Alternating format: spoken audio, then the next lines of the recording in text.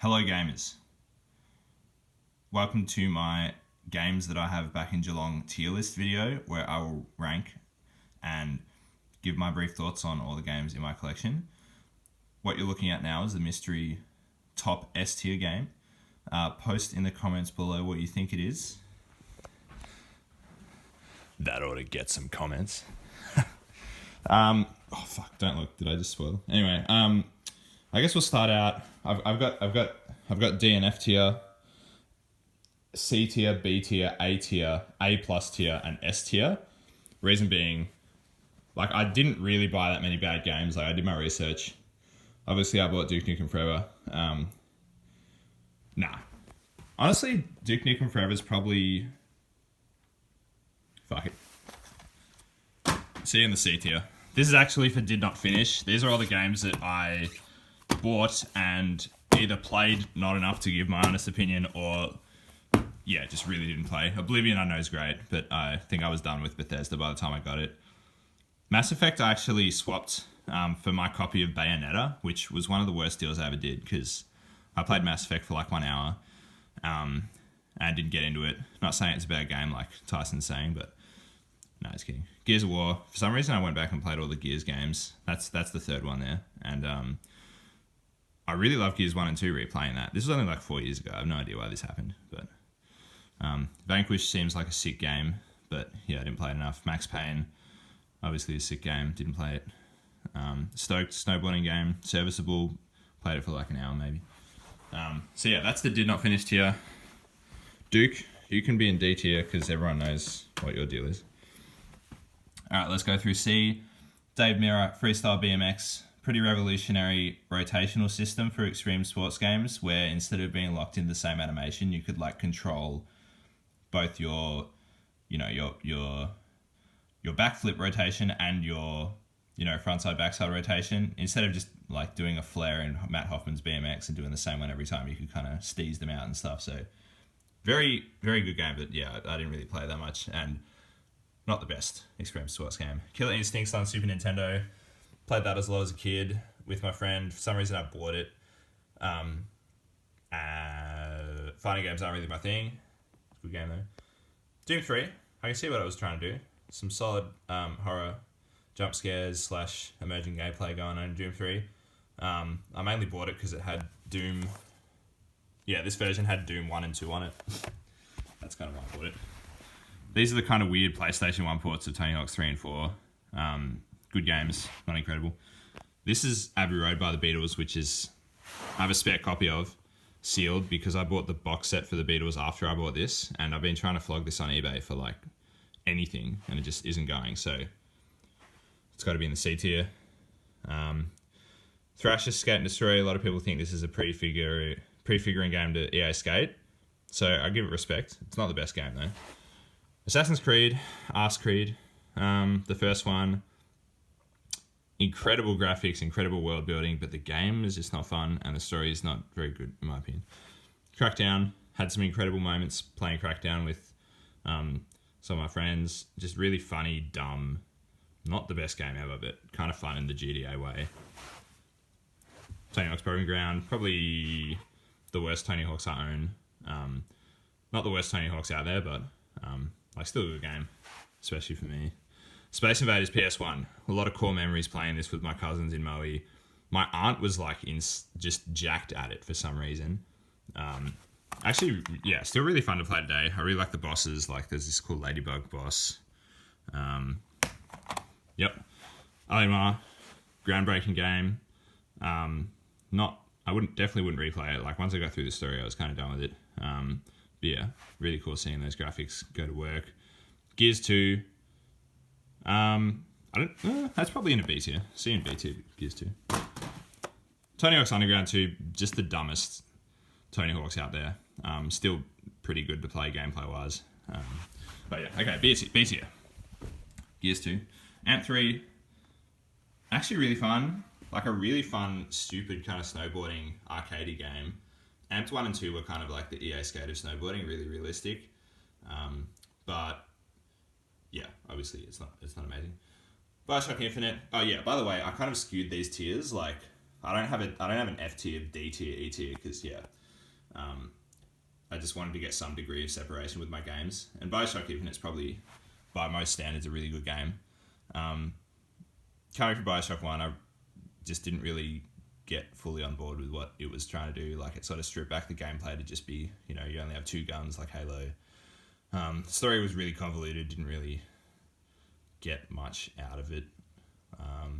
Still a really good game, though. Sega Mega Drive Ultimate Collection, some absolute classics on this. You got all the Sonics, you got Altered Beast, you got all these games I would never play and wish upon my worst enemy, but yeah, I basically got it because of all the Sonic games. Not the most snappy interface and yeah, a bit weird of a port, but yeah, incredible value. Far Cry 2 is actually awesome. I found it was really not fun at times though to play. Like, it was really labor intensive. Like, as far as I can remember, I don't think fast travel opened up until like halfway through the game, which it can work in some games, like Dark Souls, but yeah, this one, I get the feeling they were trying to hold it back from you just so you'd really learn the world and really feel out of place in such a hostile environment. But there were times where I was just like, oh my god, please let me progress. Really cool fire in that game, probably my favourite fire-based game. Burning the Landscape. Medieval on PS1, really goofy game, very charming. I played through this a couple of times. Not a childhood game, I just kind of bought it. Oh, coolest thing about it though, it came with this full, like a really cool poster, but also, I love this shit. It's got like maps with like items of some of the levels and like really cool graphic design on it, screenshots. Like, I just rate that. So yeah, that's Medieval. Project 8. Really good return to the roots of Tony Hawk.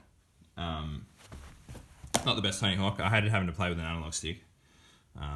Tony Hawk's Underground, that was like a really big... A lot of people like that as the best Tony Hawk. It's their childhood game, but yeah, I got to some other ones first, so it kind of went down my list a bit. Portal 2 is incredible. I got this... I don't know, my like, it's in B tier, probably because a lot of the puzzle designs for me felt like it was less about looking at the whole of a test chamber and, trying to come up with one solution out of maybe 2, 3, or 4 that were present. And it was more about, identifying what surfaces you could place a portal on and then looking at the solution. So it felt like really railroady in some of its solutions. Obviously, the world is so much better than Portal 1, so yeah, it's definitely a fantastic game. But yeah, GTA 5, got to this pretty late. I felt like I definitely beat it and played it with my friends for a lot. It was really fun, but yeah, I think I like GTA 4 a bit better. Arkham Asylum is a really tight, good game. It was just trumped by its sequels. That's B tier for you. A tier. Starting to get into some of the heavy hitters. My R4 card. This isn't in place for all my DS games, which I traded in for EB games for like $5 probably, which kills me. But it helped me get my Xbox, so necessary evil. R4 cards kind of like devalue the experience of playing DS games, I find. When you have so many there, like, I don't know, you just kind of miss out on focusing on one game. So I didn't have the best experience getting this later on, but I kept it, obviously. That's just a much better Sonic package than the last one. Halo Anniversary, obviously I must have liked it enough if one of mine broke, and then I got a replacement one. Yeah, Halo's great. Really good co-op. I didn't play that much multiplayer even. It was just sort of co-op. Rayman Origins and Legends. Legends is probably better, but yeah, they're both amazing. Just love that sort of mild collectathon paired with just awesome world graphics and just some of the worlds and like the levels, especially the water levels in Origins, which sort of came back in part of Legends, were just amazing. Oh my god, the best part of the game, which is crazy for a water level.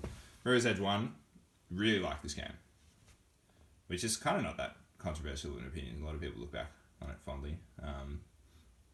Really fun controls. Trying to get better at time trials and sort of semi-speed running levels. That's probably the first time I was really into that style of gameplay. Burnout Paradise, just awesome open world racing game. Probably the only racing game I've really played. I just love the goofy arcadey bits. Again, sort of bit of a collectathon in there. So a lot of jumps, a lot of stunts. Mario Galaxy is obviously incredible. I played it pretty late and didn't really have that huge of an impact on me. Gears 1 was the first game I got for my Xbox, and yeah, it was awesome. I remember we didn't have the sound for the game for like a while because I had the wrong cord. I really can't remember how this happened, but I remember just playing through with it on mute and the graphics just looking unbelievable. So yeah, very fond memories. Fallout 3 beat every DLC and all the quests. Really awesome, but once I got to the end, I kind of look back and I'm just like, oh my god, I'm done with Bethesda. Had some issues with difficulty scaling, I found, like, especially in Broken Steel, which was meant to be the best DLC, allegedly, and I kind of saved it for last for that reason. Like, yeah, that game just couldn't handle its difficulty in a good way. Skate 3 is definitely not the best game, but the underlying engine, which they preserved for the most part from Skate 1 and 2, yeah, play that game for hundreds and hundreds and hundreds of hours. Dead Space 2, incredible action horror game. Tony Hawk 4, a bit stiff to be an A and not A+, but I can't just put every Tony Hawk game up in the fucking... What's it called? Everest tier. A+ tier. A couple of the classic Super Nintendo games here. Yeah, you all know why. They're good. This was pretty stiff for Tony Hawk Skateboarding, the first one, because that really changed my life when I played that at my cousin's house. And I only really got a chance to play it properly as an adult when I bought my PS2 and tried to get all the Tony Hawk games again.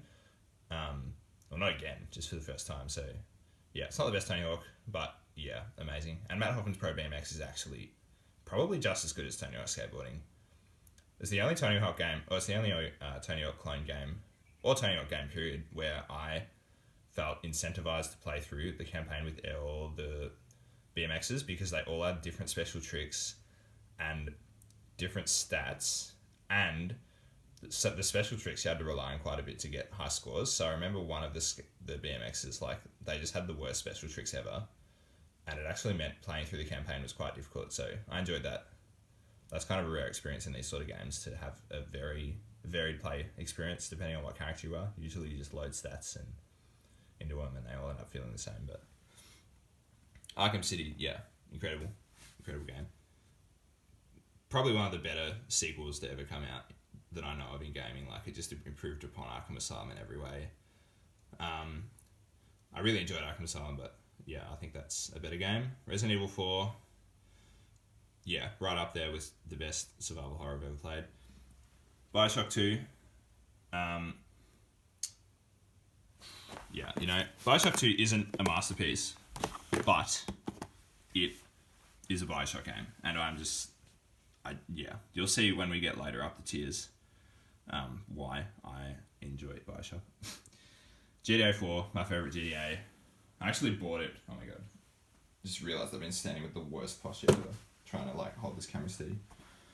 Why didn't I just do that? That's so much better.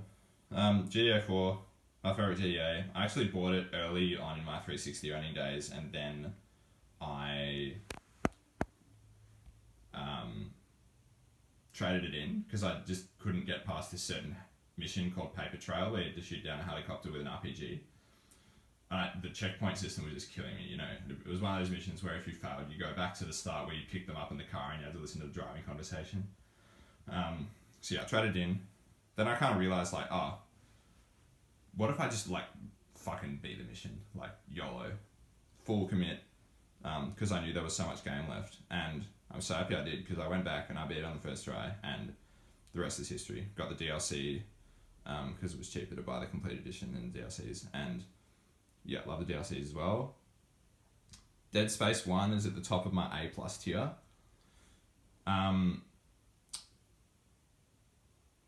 Yeah, probably the scariest game I've ever played.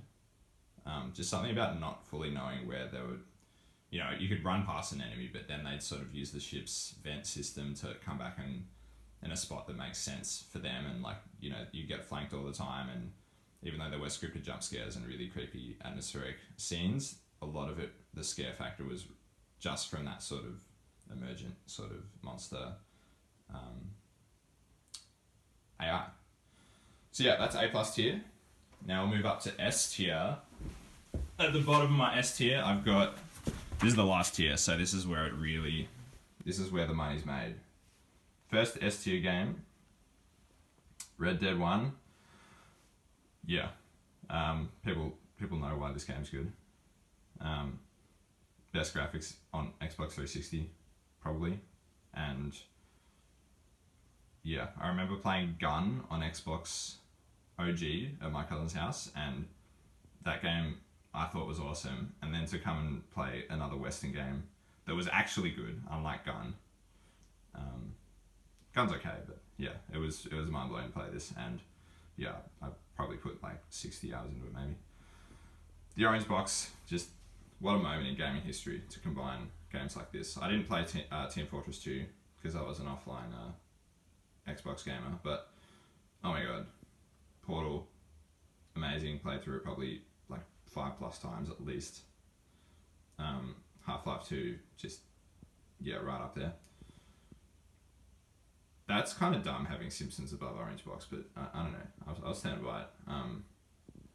Yeah, I got this, one of my best Christmas presents ever. I got it on PC. Yeah, from my cool aunt that played Space Invaders. And yeah, what a game to get. Just lucked out on that being good. Crash Team Racing, my favourite kart racer, without a doubt. I love the boosting mechanic, how it's a bit more timing based, and I don't know, it feels more skill based than Mario Kart. Like, there's still chances to use your items in really clever ways and get ahead, but it's not like you'll just get a bullet bill and then just automatically go like 4 places up. Like, you know, there's definitely cooked items in it, but yeah, they're not. Anyway, you get the idea. Donkey Kong Country 2. I actually don't know where Country 1 is, and I don't know where my Super Nintendo is, so I'm assuming they're in the same place, up in Melbourne somewhere. Or, yeah, and yeah, my favourite retro platformer, without a doubt, is Country 1. Country 2 is, yeah, just as good, but yeah, oh my god, just cannot get better platforming for me than that. I really like how they put a focus on the graphics and the music. Mario had great graphics and music, but, you know, Country, even though they were working with kind of a janky 3D sort of render style, it weirdly aged very well, which can't be said for a lot of games that, you know, that have graphics like that. Cool. So this is the top one. Okay, so this is the sixth. This is my sixth favorite game, Skate 2. Yeah, just really cannot overstate how many hours I put into this. Like, we're looking in the thousands. It was like all I play. I just put on albums because the Xbox let you play your own music if you load it in with an iPod. So you connect your iPod Nano and then, yeah, just go into the Xbox guide and play it. And I came home from school basically every day and played this. Just chilled out for probably like 2 hours a day for a very long time. Tony Hawk 3. Now this is just, you're just in awe at how good these games are.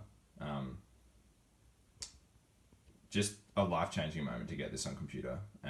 Even though I had worked out a really janky control system in Tony Hawk 2 because it let you customize your controls. Like, I use space to jump, I use M to grab, shift to grind or something. Tony Hawk 3 on PC forced you to use the numpad, which makes so much sense, but I just, yeah, it was a bit painful on Christmas wanting to get that and realize I couldn't really play it properly. But yeah, once I worked it out, yeah, there's some of the best levels ever in Tony Hawk, and yeah, arguably the peak of Hawk's gaming powers. So game number 4, Dark Souls 1, Prepare to Die Edition DLC. Really, I probably knocked it up a couple of notches on the tier list. Honestly, it was a great DLC. This is probably the moment where I lost interest in gaming a bit, when I beat Dark Souls 1, because yeah, I don't know if people have this, but it just made me slow down and play less games. It was just that good. So, you know, arguably it should be in the DNF tier, because that's really what it got me to do for a lot of games after it, because the standard was so high. The third top game is, yeah, Bioshock 1. The best world in any game, without a doubt.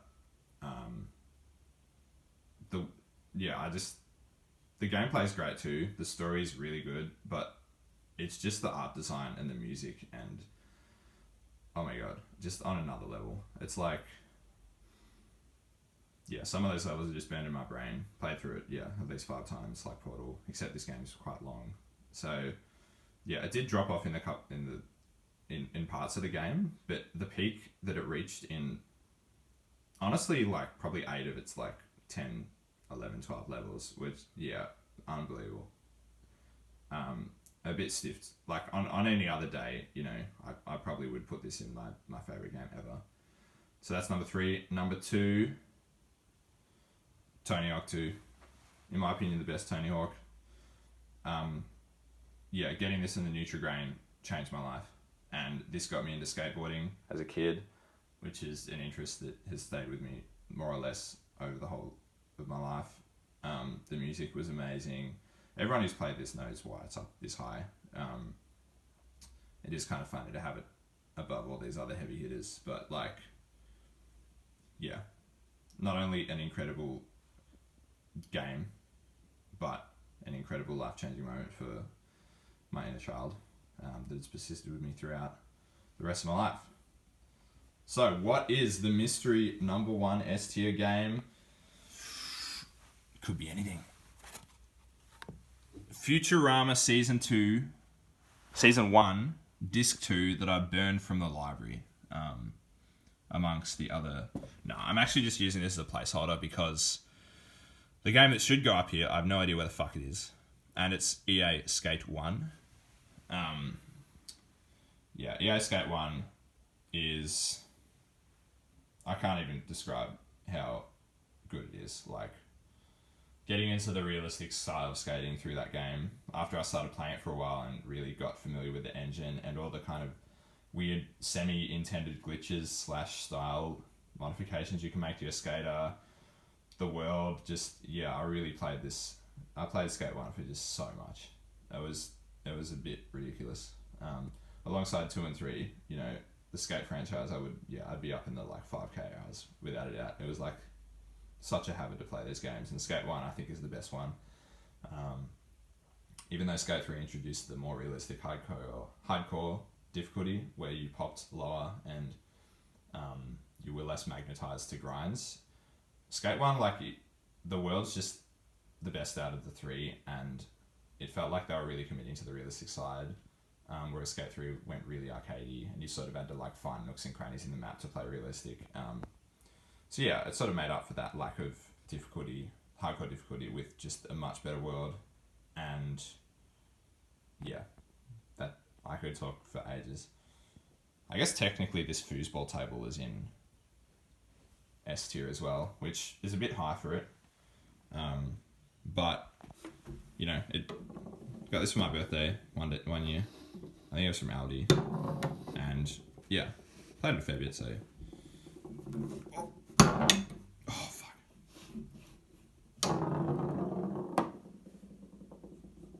Okay, yeah. So that's all she wrote, folks. I'll give you the bird's eye view. Honestly, a lot of fun to do this, and I kind of wanted to do this for a while. So, yeah, if anyone else has games and wants to do this, I'd be very interested. Thanks for watching, and see you in the next video.